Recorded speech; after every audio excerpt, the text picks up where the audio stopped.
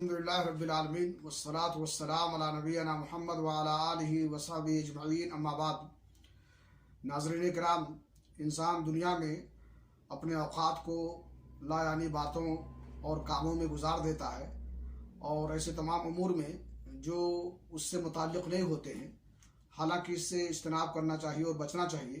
انسان اگر اپنے آپ کو لا یعنی گفتگو سے، لا یعنی کاموں سے بچا لے تو بہت ساری قباحتوں سے اور برائیوں سے محفوظ رہے گا۔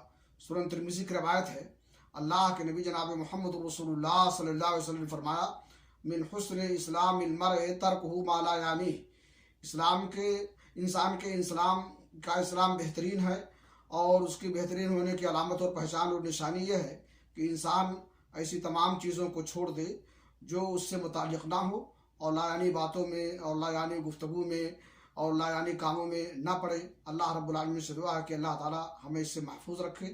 تقبل یا رب العالمین، وصلی اللہ علی نبینا محمد وعلی آلہ وصحبہ اجمعین۔